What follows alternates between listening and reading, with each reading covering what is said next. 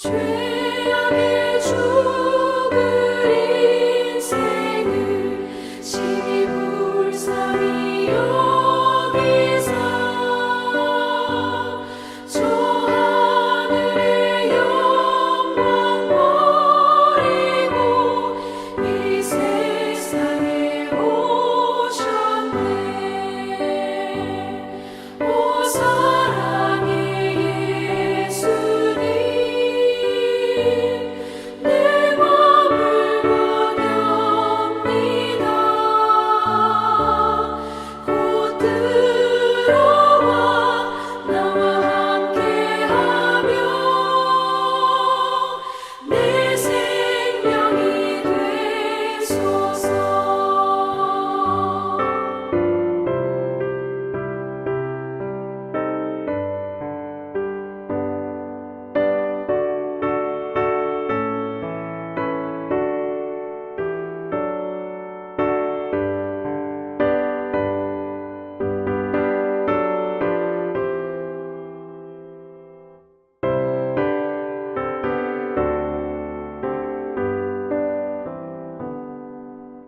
홍보를 입은 구주는 가시면류관 쓰시고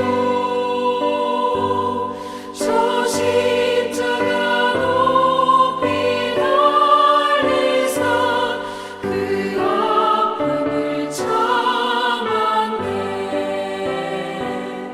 오 사랑의 예수님, 내 맘을 원합니다. 곧 들어와 나와 함께하며 내 생명이 되소서. 미련한 우리 인생은 주의 공로를 모르고 그 쓸쓸한 사막 가운데 늘 헤매고 다녔네. 오 사랑의 예수님, 내 맘을 원합니다. 곧 들어와 나와 함께하며 내 생명이 되소서.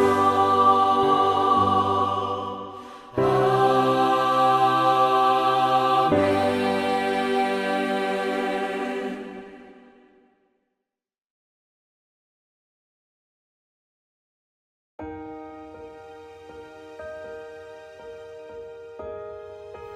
우리의 마음에는 기쁨이 그쳤고 우리의 춤은 변하여 슬픔이 되었사오며 우리의 머리에서는 면류관이 떨어졌사오니 오라 우리의 범죄 때문이니이다. 이러므로 우리의 마음이 피곤하고 이러므로 우리 눈들이 어두우며 시온산이 황폐하여 여호가 그 안에서 노나이다. 여호와여, 주는 영원히 계시오며 주의 보좌는 대대에 이르나이다. 주께서 어찌하여 우리를 영원히 잊으시오며 우리를 이같이 오래 버리시나이까? 여호와여, 우리를 주께로 돌이키소서. 그리하시면 우리가 주께로 돌아가겠사오니 우리의 날들을 다시 새롭게 하사 옛적 같게 하옵소서. 주께서 우리를 아주 버리셨사오며 우리에게 진노하심이 참으로 크시니이다. 할렐루야. 오늘도 말씀을 통해 하나님의 마음을 깨달아 하나님이 원하시는 모습대로 살아가는 모든 성도님들이 되기를 주님의 이름으로 축복합니다. 반면교사라는 말이 있습니다. 다른 사람이나 사물의 부정적인 측면에서 가르침을 얻는다라는 뜻이지요. 지난 시간 동안 예레미야 애가를 묵상하며 떠오른 말입니다. 말씀을 읽는 어떤 분들은 하나님께 불순종했으니 당연한 결과지 할 수도 있겠고, 또 어떤 분들은 오늘날 우리의 모습도 이 유다 백성들과 별반 다른 점이 없는데 우리도 그들과 같이 되지는 말고 그들을 반면교사 삼아 하나님의 말씀대로 살아가야지 하는 분들도 있을 것입니다. 바라기는 우리가 오늘 마지막 이 예레미야 애가의 말씀을 묵상하며 우리 또한 하나님 앞에서 제대로 살고 있지 않은 모습들을 회개하며 또 믿음과 순종으로 나아가는 저와 여러분들이 되기를 주님의 이름으로 간절히 축원드립니다. 애가는 말 그대로 애통하고 슬픈 노래를 뜻합니다. 예레미야는 애가를 불러야 하는 시대를 살았던 사람이었지요. 이스라엘이 북이스라엘과 남유다로 나뉘고 또 그 나뉘었던 나라가 멸망을 당하는 아주 슬픈 시대를 살았습니다. 이러한 일들은 실상 하나님께 불순종한 죄의 결과였습니다. 그래서 예레미야를 비롯해 여러 선지자들, 예언자들은 일찌감치 이스라엘이 처한 상황에 대해 경고하고 회개할 것을 촉구해 왔습니다. 그러나 당대에는 그렇지 않은 예언자들도 많았지요. 여러 강대국 사이에서 교역의 중심지로서 경제적인 호황도 누리고 있고 그 어느 때보다 부유하고 살만한 세상이다. 하나님이 우리와 함께 하심으로 우리가 복을 누리는 것이라고 거짓된 말로 백성들의 눈을 흐리게 했던 자칭 선지자, 예언자들도 있었습니다. 사람들은 듣기 싫은 진짜 선지자, 진짜 예언자의 말에 귀를 기울이기보다는 듣기 좋은 예언자들의 말에 귀를 기울이고 그들에게 시선을 빼앗겼습니다. 그로 인해 자신들이 얼마나 하나님과 멀어졌는지 스스로 돌아보지 못하게 되었고 이것은 곧 우상숭배와 물질 만능주의로 물든 이스라엘로 타락해가는 출발점이 되고 말았습니다. 그 결과 이스라엘은 그동안 누려왔던 부와 풍요로움을 잃어버리고 애가를 불러야 하는 신세로 전락하고 만 것입니다. 당대 이스라엘은 주요 강대국 사이에 자리 잡고 있었습니다. 위로는 아시리아, 아래로는 바빌론, 시대적으로는 이후에 페르시아 등 세계의 열강들 사이에서 교역의 중심지로서 막대한 부를 얻을 수 있는 지리적 이점을 가진 동시에 정치적으로는 막강한 강대국들 사이에서 적절한 힘의 균형을 이루어야 하는 지정학적 위치에 있었습니다. 이런 환경이라면 더더욱 하나된 공통의 확신을 가지고 하나님에 대한 흔들림 없는 믿음과 원칙을 가져야만 했습니다. 하나님만 섬겼어야 했지요.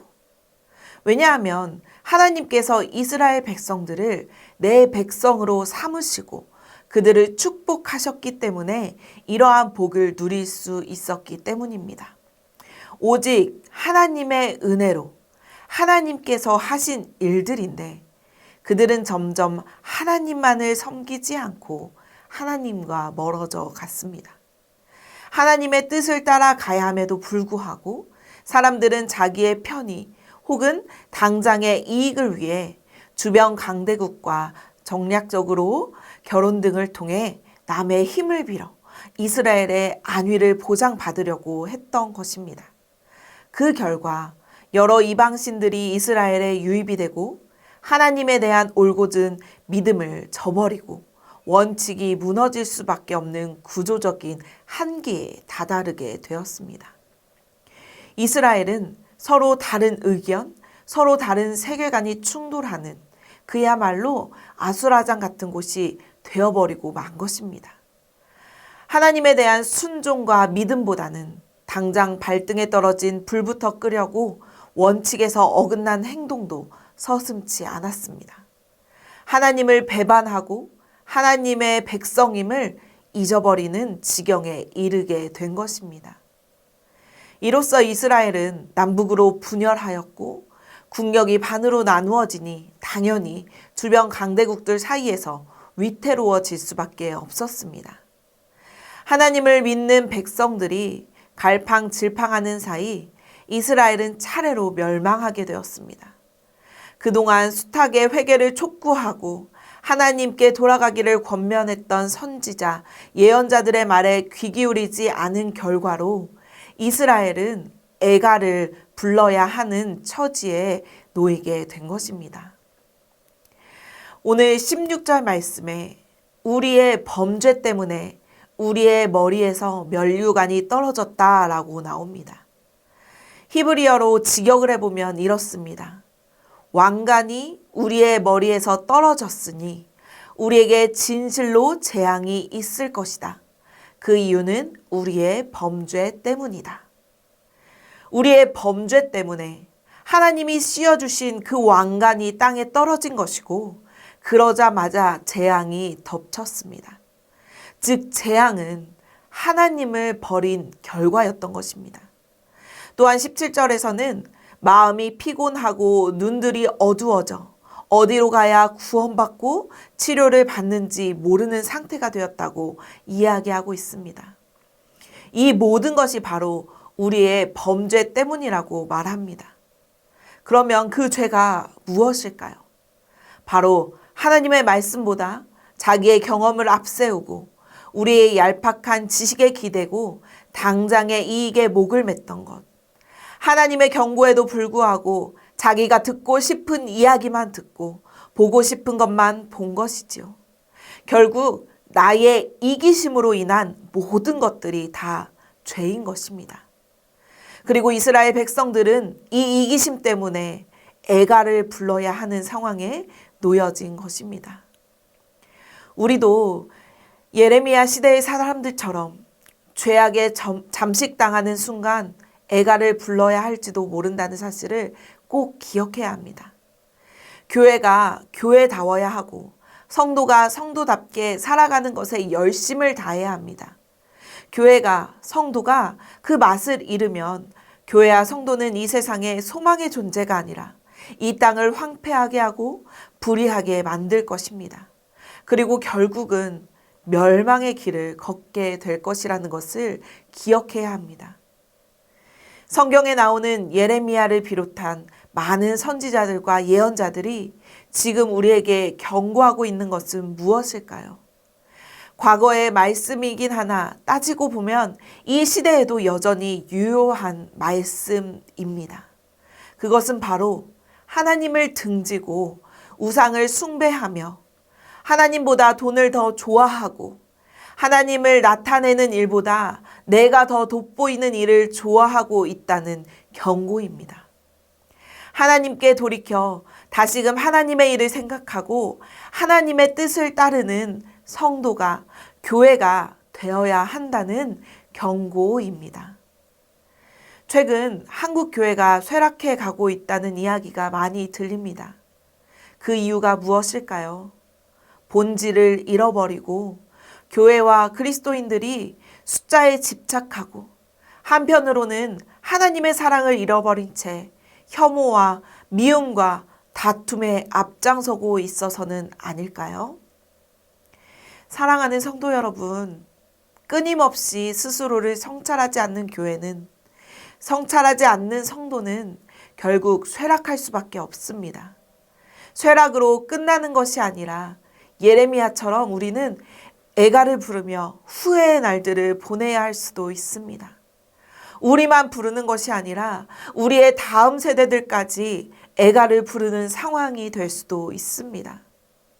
지금 우리의 신앙에 따라, 지금 우리의 믿음에 따라 우리의 다음 세대들이 기쁨의 노래를 하나님께 올려드릴 수도 있고 반대로 슬프고 비통한 애가를 부를 수도 있다는 사실을 우리가 꼭 기억했으면 좋겠습니다. 사랑하는 전주 안디옥교회 성도 여러분, 이스라엘의 역사를 통해 하나님은 오늘 우리에게 다시금 말씀하고 계십니다. 우리 앞에 엎드려져 있는 죄악을 다스려라. 그 죄와 욕심에 우리의 마음이 현혹되지 않도록 담대한 믿음을 가지고 오직 하나님만 바라보고 승리하라고 말씀하십니다. 당장의 이익보다 좀 멀리 돌아가더라도 조금 손해를 보더라도 하나님의 뜻을 따라 그 복음의 길을 가라고 말씀하고 계십니다. 오늘 우리가 읽은 이 슬픈 노래는 과거의 사건이지만 지금 이 순간에도 우리의 죄악으로 인해 다시금 부를 수도 있는 노래이기도 합니다. 하나님은 우리가 이 슬픈 노래를 부르는 일이 없기를 바라신다는 사실을 잊지 말아야 할 것입니다. 개인이든 교회든 혹은 국가든 우리의 선택과 결정으로 인해 때로는 기쁨의 노래를 부를 수도 있고 때론 슬픈 애가를 불러야 할 수도 있을 것입니다. 우리는 오늘 말씀을 통하여서 이스라엘의 역사를 통해서 말씀하시는 하나님의 말씀에 귀 기울이고 그 말씀대로 살아야 할 것입니다. 그리고 하나님 안에서 바른 선택을 해야 하고 또 바른 행동을 해야만 합니다. 그것이 우리는 물론 우리의 다음 세대가 애가를 부르지 않게 되는 유일한 길임을 꼭 명심하시기 바랍니다. 우리 이 시간 에레미야 선지자가 마지막으로 하나님께 올려드린 기도를 다시금 올려드리며 다시 하나님 앞으로 나아가는 저와 여러분이 되기를 간절히 축복합니다.